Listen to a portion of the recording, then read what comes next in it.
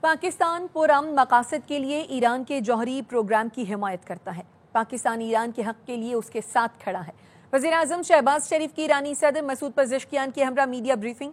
کہا، ایران نے جس طرح اسرائیلی جارحیت کا بھرپور جواب دیا وہ لائق تحسین ہے۔ دہشت گردی کے خلاف پاکستان اور ایران کی سوچ یکساں ہے۔ 10 ارب ڈالر کا تجارتی ہدف جلد حاصل کر لیں گے۔ مفاہمتی یادداشتیں جلد معاہدوں میں تبدیل ہوں گی۔ کشمیریوں کے حق کے لیے آواز اٹھانے پر ایران کے شکر گزار ہیں۔ دنیا کو غزہ میں امن کے لیے متحد ہونا ہوگا۔ پاکستان کا جناب صدر اصولی موقف ہے۔ اقوام متحدہ کے چارٹر کے مطابق پرامن مقاصد کے لیے آپ کو جوہری طاقت حاصل کرنے کا پورا حق حاصل ہے، اور میں سمجھتا ہوں کہ اس کے لیے پاکستان ایران کے اصولی موقف کے ساتھ کھڑا ہے۔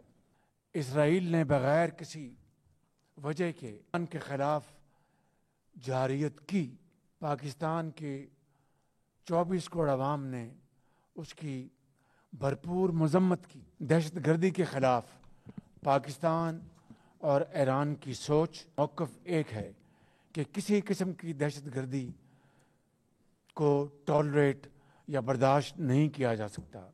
باہمی تعاون اور شراکت کے ساتھ ایگریمنٹس معاہدوں کی شکل اختیار کر لیں۔ پورے مہذب دنیا کو ایک زبان کے ساتھ غزہ میں ہونے والے ظلم کے خلاف بھرپور آواز اٹھانی چاہیے۔ سیز فائر کے لیے حتی المقدور کوشش کرنی چاہیے۔ ایران کے صدر مسعود پزشکیان نے کہا ہے، پاکستان دوسرا گھر اور ہماری خارجہ پالیسی کا لازمی جز ہے۔ وزیر اعظم شہباز شریف کے ساتھ مشترکہ نیوز کانفرنس میں ایرانی صدر نے کہا، اسرائیل سے جنگ کے دوران پاکستان نے جو کھل کر ہماری حمایت کی، اس کے لیے پوری ایرانی قوم پاکستان کا شکریہ ادا کرتی ہے۔ پاکستان کے علماء کرام اور سیاسی قیادت سے مفید گفتگو ہوئی۔ دو طرفہ تعلقات کو مختلف جہتوں میں آگے بڑھا رہے ہیں۔ مشترکہ اقتصادی زونز کے قیام اور سرحدی تجارت کے لیے اقدامات کیے جا رہے ہیں۔ سرحدی سیکیورٹی کو بہتر بنانے کے لیے دو طرفہ تعاون جاری ہے۔ ایرانی صدر نے مزید کہا، عصر حاضر میں امت مسلمہ کے اتحاد کی سخت ضرورت ہے۔ اسرائیل خطے کو عدم استحکام کا شکار کرنے کے ایجنڈے پر عمل پیرا ہے۔ امن کے لیے مسلمان ممالک کو متحد ہونا چاہیے۔ اسرائیل کی جارحیت خطے کے امن کو داؤ پر لگا رہی ہے۔ سلامتی کونسل کو اسرائیلی مظالم کا فوری نوٹس لینا چاہیے۔ پاکستان اور ایران کے درمیان مختلف معاہدوں اور مفاہمت کی یادداشتوں کی دستاویزات کا تبادلہ ہوا۔ ایران کے وزیر تجارت اور پاکستانی وزیر برائے تحفظ خوراک، وزیر مملکت خزانہ اور ریلوے اور ایرانی وزیر خارجہ کے درمیان MOU کا تبادلہ کیا گیا۔ IT، موسمیاتی، بحری شعبے سمیت ثقافتی روابط کے فروغ، قانون و انصاف، داخلہ امور، فضائی خدمات، مصنوعات کا معیار بہتر بنانے کے شعبے میں تعاون کی یادداشت کا تبادلہ کیا گیا۔ پاکستان ان را انجام میدهند جناب آقای محمد آصف خواجہ آصف امور وزیر خارجہ این تبادل را انجام میدهند۔ وزیر جادہ و امور و از طرف پاکستان جناب جام کمال خان وزیر کامرس۔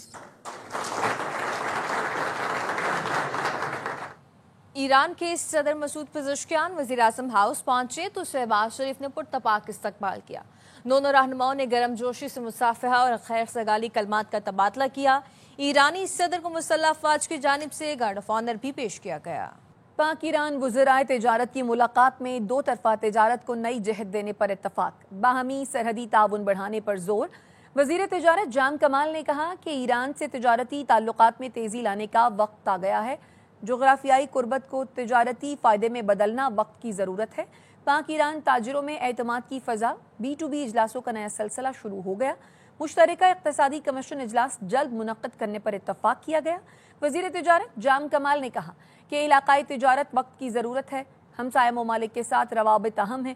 تجارت صرف کاروبار نہیں، عوامی روابط کی علامت ہے۔ ایرانی وزیر تجارت نے کہا کہ تاجروں کے درمیان اعتماد خوش آئند ہے۔ ایرانی وزیر خارجہ عباس عراقچی کہتے ہیں، مجھے بھی نہیں پتا افزودہ یورینیم کہاں رکھا گیا ہے۔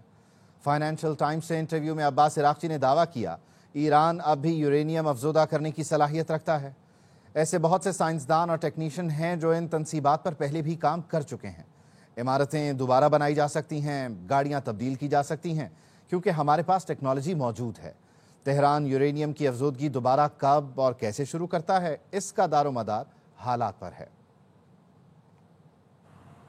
آگے بڑھتے ہیں۔ امریکی صدر ٹرمپ نے ایک بار پھر پاک بھارت جنگ رکوانے کا ذکر کر دیا۔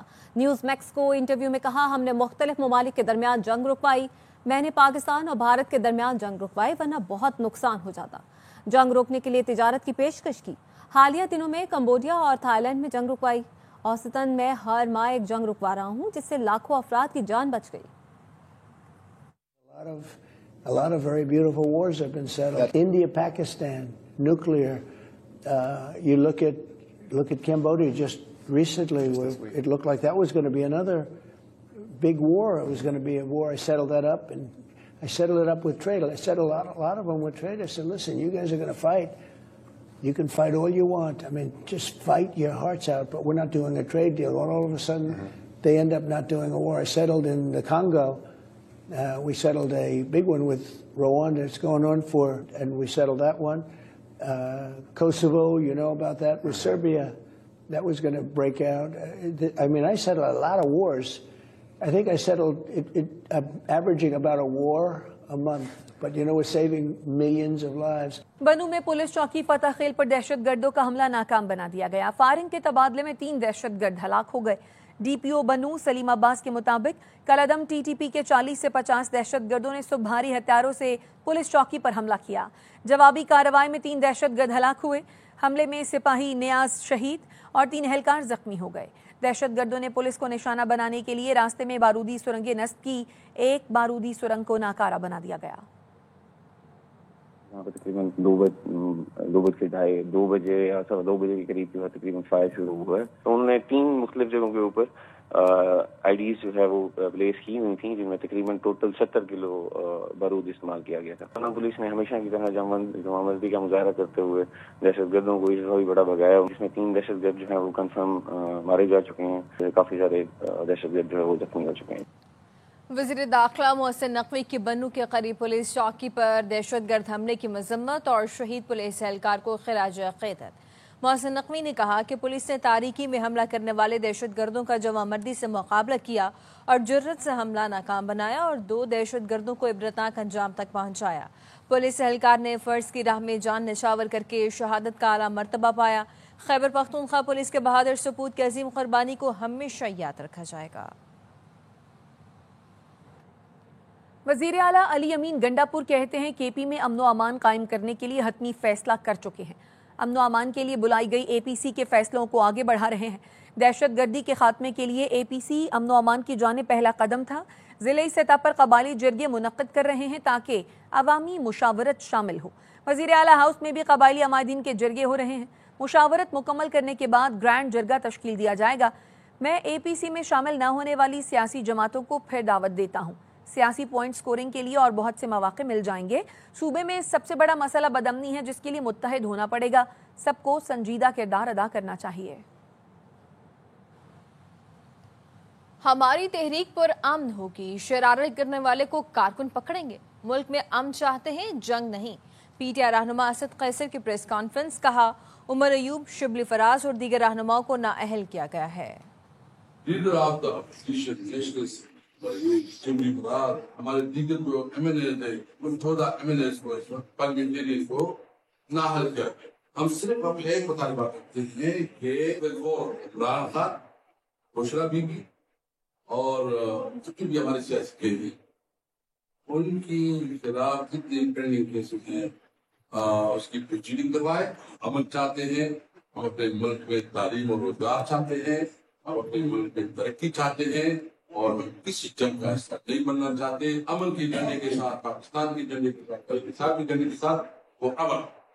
اور اگر کوئی اس میں کوئی کسی کا خیال ہے ہم پرامن ہوں گے، اگر کوئی اس میں کوئی شرارت کرے گا تو ہمارے کارکن موجود ہوں گے، تو شریر اور شرارت والے لوگوں کو پکڑے گا اور اس کے خلاف جتنا بھی فاٹا مرد ایریا ہے وہاں جو کچھ ہو رہا ہے کسی طور پر اس صوبائی حکومت سے ہم یہ مطالبہ بھی کرتے اور امید بھی رکھتے ہیں اور صاحب سے کوئی کسی اپریشن سابق وفاقی وزیر فواد چودھری کہتے ہیں بانی کے ضمنی انتخابات میں حصہ نہ لینے کے اعلان نے ٹکٹ فروخت کرنے اور فنڈنگ مافیا کی کمر توڑ دی۔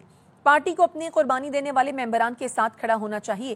پہلی بار پارٹی نے اپنے لوگوں کے ساتھ کھڑے ہونے کا فیصلہ کیا۔ چینی کی قیمت میں اضافے پر کراچی کے شہری پریشان ہیں۔ کہتے ہیں کہ چینی 195 روپے کلو میں مل رہی ہے، غریب کہاں جائے۔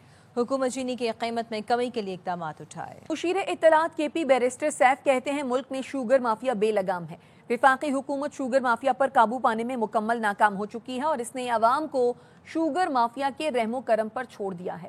بیرسٹر سیف نے کہا شوگر مافیا کا تعلق حکمران طبقے سے ہے، اسی لیے انہیں کوئی روکنے والا نہیں ہے۔ شریف خاندان نے شوگر مافیا کے ذریعے اربوں روپے لوٹے، عوام مہنگائی کی چکی میں پس رہے ہیں، حکمرانوں کے اثاثوں میں اضافہ ہو رہا ہے۔